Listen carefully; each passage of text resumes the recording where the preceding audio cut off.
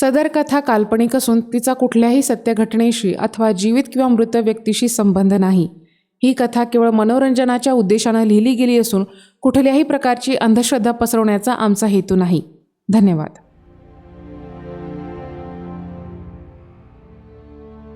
शहरापासून दूर असलेल्या सोसायटीमध्ये दिनेश आणि छाया असं एक नवविवाहित जोडपं नुकतंच राहायला आलं होतं.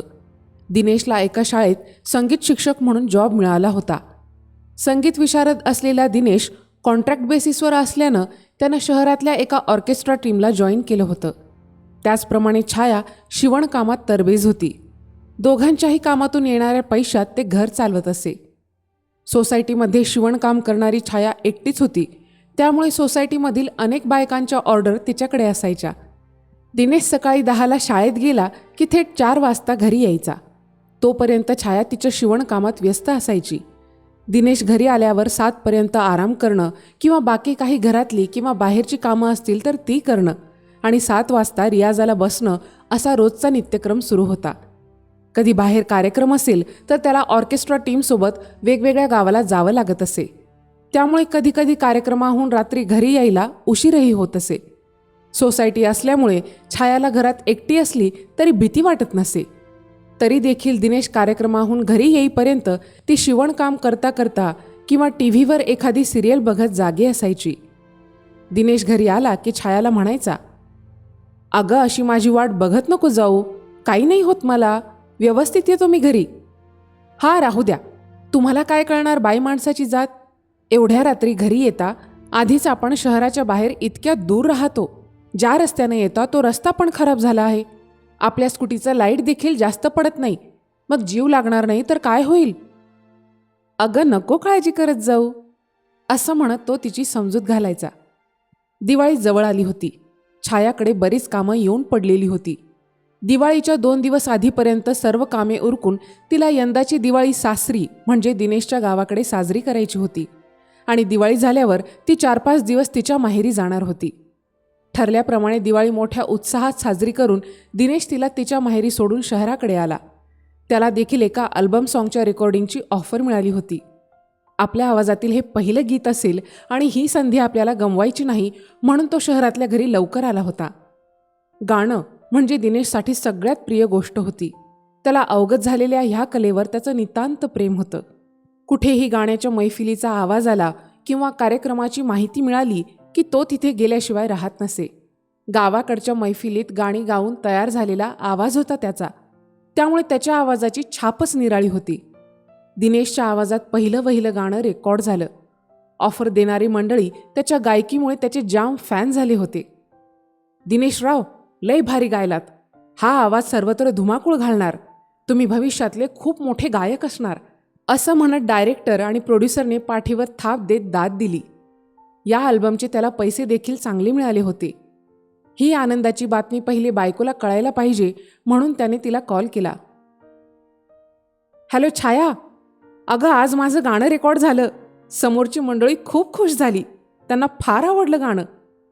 यावर खुश होत छाया म्हणाली, "वा वा वा, क्या बात, मस्तच, अभिनंदन. यंदाची दिवाळी तुमच्यासाठी फार लकी ठरली. ही आनंदाची बातमी उद्या सकाळी सगळ्यांना सांगते." "अगं, माझं एकट्याचं कसलं अभिनंदन करतेस? ह्या यशात सगळ्यात मोठा वाटा तर तुझा आहे. खरं तर तुझं अभिनंदन करायला पाहिजे मी. तू सांभाळून घेतेस मला म्हणून मी हे करू शकलो. अशीच मला सहन करत राहा." "हो हो, राहू द्या. जेवणाचं काय तुमच्या?" "अगं, येताना हॉटेलमध्ये जेवून आलो." "तुम्हाला किती वेळा सांगितलं की बाहेरचं खाणं चांगलं नसतं. कधीतरी ऐकत जा माझं."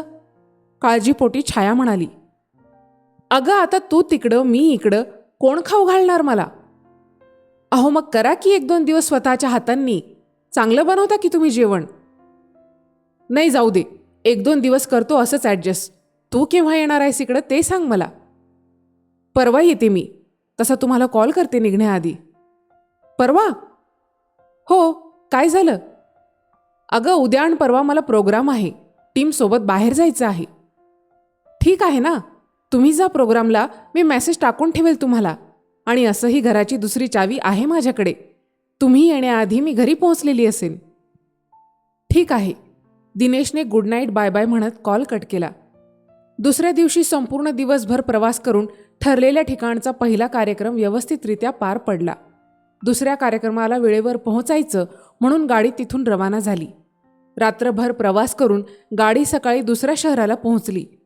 आयोजकांकडून राहण्याची सोय झाली होती. 1-2 तास आराम करून ठरलेल्या वेळेप्रमाणे दुपारच्या 12 वाजता कार्यक्रम सुरू झाला. 2 वाजता कार्यक्रम संपला. जेवण करून संपूर्ण टीम परतीच्या दिशेने आपल्या शहराकडे निघाली. रात्री पोहोचायला 10:30 वाजले होते. नेहमीच्या स्पॉटवर गाडी थांबली.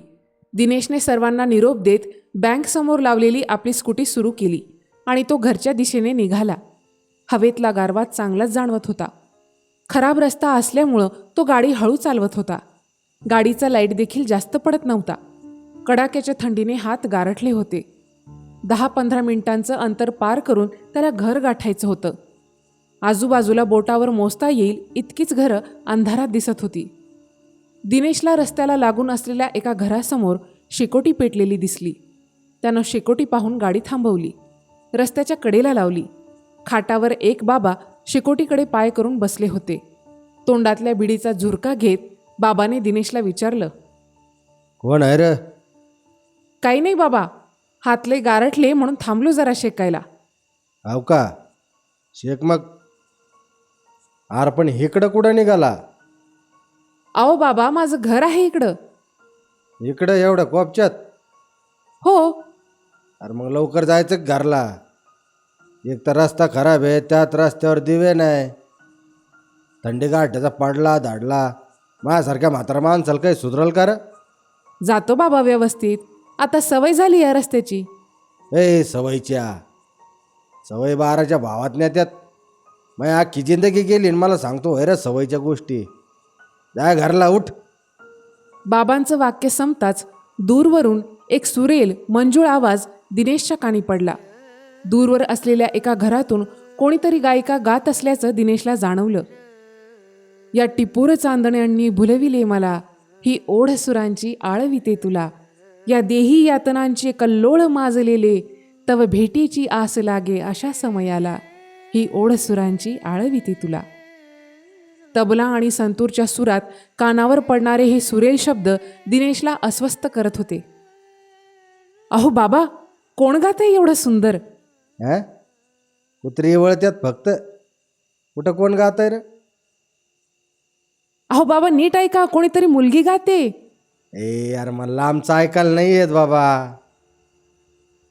काळजाला भिडणारा तो आवाज दिनेशला तिथे स्वस्थ बसू देईना. त्या गोड आवाजाची ओढ त्याला त्या मैफिलीमध्ये गेलंच पाहिजे असं सांगू लागली. गाडी तिथेच रस्त्याच्या कडेला सोडून तो आवाजाच्या दिशेने निघाला. ए पोरा, अरे घरला जा. तिकडं कुठं निघाला अंधारात? ए पोरा. बाबाच्या आवाजाकडे दुर्लक्ष करत तो ज्या घरातून आवाज येत होता त्या दिशेने निघाला. घरासमोर आला. घर जुनाट पण प्रशस्त होतं. खांबावर असलेल्या दिव्याच्या प्रकाशात घराची फक्त समोरची बाजू दिसत होती. दिनेश गेटमधून आत गेला. दरवाजातून आत डोकावत त्यानं पाहिलं.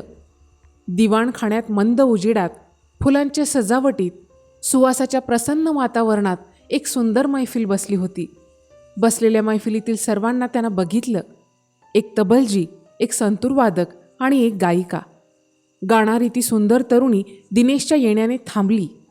तिने दिनेशकडे एक कटाक्ष टाकला. तिचं सौंदर्य पाहून दिनेश क्षणभर अवघं भान विसरून गेला. आवाज सुंदर म्हणावा की रूप सुंदर म्हणावं हे कोडं कधीच न सुटावं असं तो मनातल्या मनात बोलून गेला. बोला, कोण पाहिजे? मुलीने विचारले. नाही, कोण नाही. तुमचा आवाज ऐकून इथपर्यंत आलो.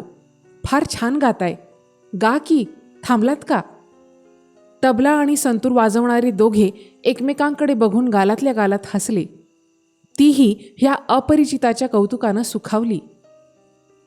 अहो या की आत, असे दारात का थांबलात? ती म्हणाली. दिनेश आत गेला. मैफिल पुन्हा सुरू झाली. रात्रीचे 11-12 वाजले तरी दिनेशला तिथून उठू वाटेना. आलाप तराणे सुरू झाले. दिनेशलाही आता गाण्याचा मोह आवरेना. तोही मग सूर आळवू लागला. उत्तर रागात आलाप गाता गाता त्याने तार सप्तकातले सूर लावले. त्या सुरांच्या तंद्रीत गाता गाता त्यानं डोळे मिटले. त्या सुरांना दाद मिळताच त्यानं डोळे उघडले. पाहतो तर काय, सगळ्या घरात अंधार. खांबावरचा लाईट लुकलुक करत घराच्या खिडकीतून आत डोकावत होता. लुकलुकणाऱ्या त्या कवडशात त्याला समोर बसलेले 3 सापळे आपल्याला दाद देताना दिसले. हे दृश्य बघताच त्यानं तिथून पळ काढला. भयंकर घाबरला. पळता पळता धडपडला, हातापायाला खरचटलं. पळत पळत थेट सोसायटीपर्यंत आला. गेटवर वॉचमॅन झोपलेला होता. तो आणखीनच धावत धावत त्याच्या घरासमोर आला. घाई गडबडीनं खिशातून घराची चावी काढली, दार उघडलं, आत आला. घराची खालची वरची दोन्ही कड्या लावल्या. किचनमध्ये येऊन घटाघटा पाणी पिला. तोंडावर पाणी मारलं. धडधड उडणारं काळीज काही केल्या शांत होत नव्हतं. अजूनही तो धापास टाकत होता. घडलेला भयंकर प्रकार छायाला सांगावा तर ही बातमी गावाकडे पोचेल आणि सारं बिराड इथून हलवावं लागेल. म्हणून थोडा वेळ तो समोरच्या खोलीत फॅन खाली शांत बसला. 1:30च्या सुमारास तो बेडरूममध्ये गेला. बेडवर पलीकडे तोंड करून पांघरून घेऊन झोपलेल्या छायाला बघून त्याला जरा बरं वाटलं, हायसं वाटलं. तिला कडकडून बिलगावं, तिच्या कुशीत शिरून सगळी भीती नाहीशी करावी असं त्याला मनोमन वाटलं. पण प्रवास करून ती थकली असेल, गाढ झोपलीये असा विचार करत त्यानं तिला जागं करणं टाळलं. बेडवर पडत त्यानं खिशातून मोबाईल काढला. एक मेसेज आलेला होता. आई बाबा म्हणाले की आज जाऊ नको, उद्या जा, मी उद्या सकाळी निघेल. छाया. मेसेज वाचून त्याला धक्काच बसला. मग बाजूला झोपलेली व्यक्ती कोण असा विचार करत त्याने चादर बाजूला करताच एका सापळ्याने त्याचा गळा पकडत म्हटलं, मैफिल अशी अर्धवट सोडायची नसते.